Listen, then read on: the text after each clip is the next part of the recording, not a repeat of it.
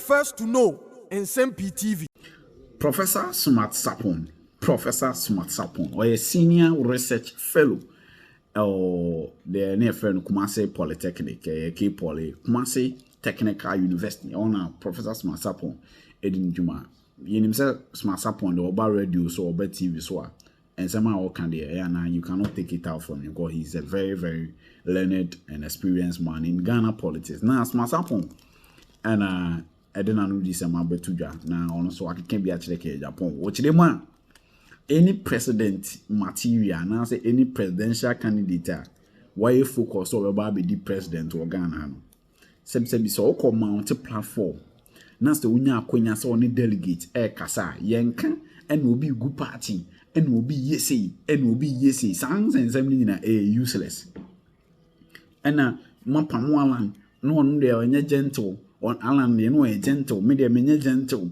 Chairman to me. On demi memang eye to eye, tooth for tooth. Sounds and seminar and quasi asem. Anytime you are presidential candidate, you be a platform to delegate kasam.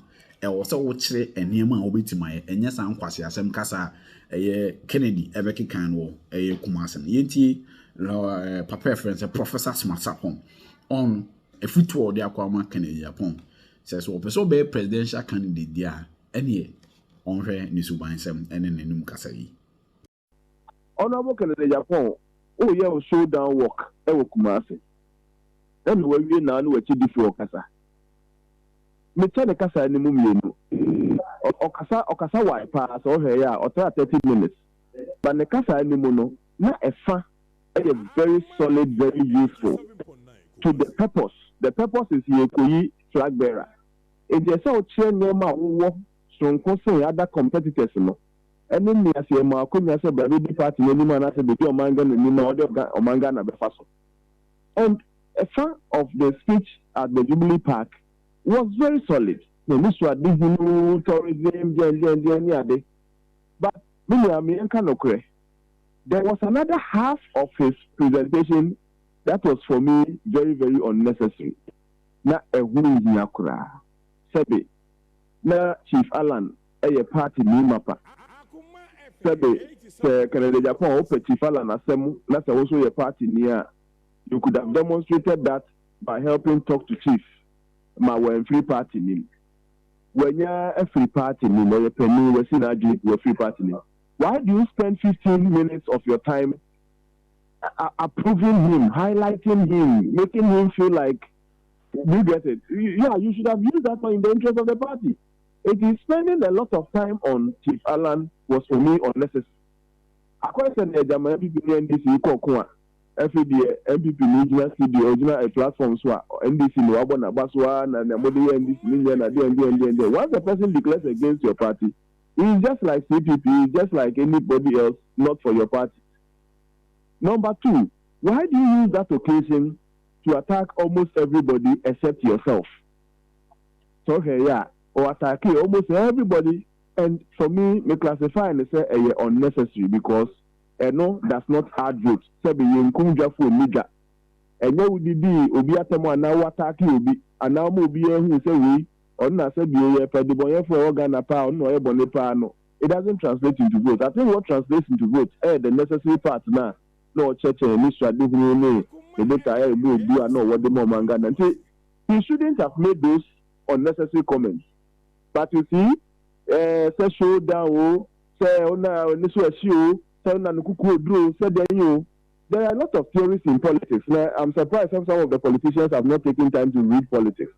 One very staunch law of politics, democratic politics, or non-democratic politics, democratic politics. Also, where democratic politics are, one of the biggest rules is that you must be prepared to go with the order, law and order. Then you move away from individual to what the law allows you to do and disallows you to do. In fact, one of the theorists say, let's say the natural world. The natural world we are also to so go to the animal kingdom. Now, and now on Osu come din na no akwa arora ho so akwa konum so. Then be hold on so come din no beti acha abo na no achonare. Otiasa so na come din na no tumi that is the natural world. But in the natural world, na ko so bi ho de so bi a no abuse no. And yes, let's create a semi-natural world where we would allow one person, honestly, nipa say no bestowly authority between media and now exercise is to mean from and that is how come Emra common law started. See a better idea and Obama, we are not going to look for warriors. It's no, when she have a culture set it in a man and anonymity of 2 near Jan the Quack. It's not near here, Mema.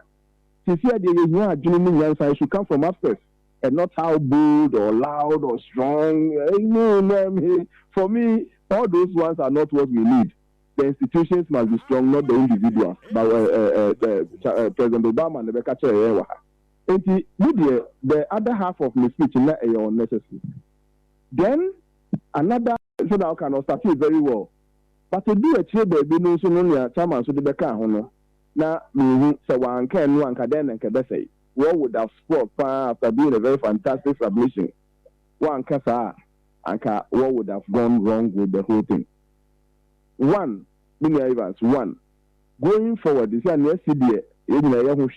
going forward, what the two of them, in fact, made the MPP who pillars Mako 4.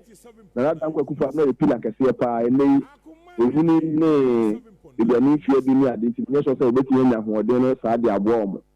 Abeka pillars means or no time I want to mean a pillar because the party name the film like a Siapania Santiago or Dano, like it or not, he is the chairman, elected, confirmed chairman of the party. It's a pillar like a Siapa or MPP. So as soon as Kennedy Japan, any more the Abua party no, and his willingness to continue to help us will make him a pillar. And a pillar like a Siaba Akupa, so Dr. Mahmoud Baumia. So for me in some way, Abbey Pillar Saka. I can see me and our party name. So between to move for. You feel there, and your actions and your inactions affect the party. So we better see a fine. Omuntia and so as I said, you, the party for. We don't put on party, but they are no media. But they didn't manage and they didn't cast a very, you see, the state of the NPP, no, acquire 3-legged state. The first state of the NPP, no, say, some people are okay. When you who say Tamtino, Sepati, Nebu, Engu, and Farmo, only the first group of people. And there was second group of people in Swa, Sabi, Nuekosono, a helm, and so they are helpless. Even need to know near what they know me. Only one to Samarin to Nifo, and now one to Canada, Japan. So they are worried, a helm, and so they are helpless. Obu nisa to me nti ni me ho hwe ene won nipa ekuo na etoso miensa no nipa ekuo na etoso miensa no the party hierarchy, the party structure from national executives to national council to congress as a conference then the structure. Now the hope is on the structure to put things to normalcy. Eyesa emeye ka say the council of elders so the national executives so say hifu you cannot say you are okay when you are helpless. Because I'm not for the two Abama who are class for the mayor, they be 2 minutes. Who bet you baby? Nine Maniano, Omuma, Omupatis, Adia, Umuya, their family, Kosono. Because Sonia, who can listen to say, I never called dear. Now, question Jama, who are there, because will be trained. NDC and now CPP no. So what they no move fair no among themselves. If they do so, they do NDC no MPP contest no. Now why campaign na NDC again? Na sa na ekoso no. See,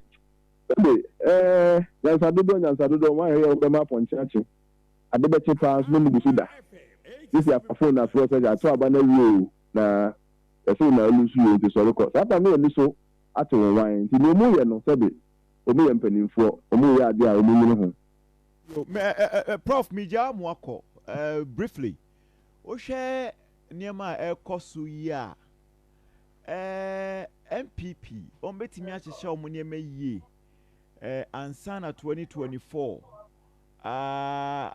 abato no abaso na che me pese me kire se ene eden e beba so na emom no omo betimi aboabo omo ho e dia face NDC 2024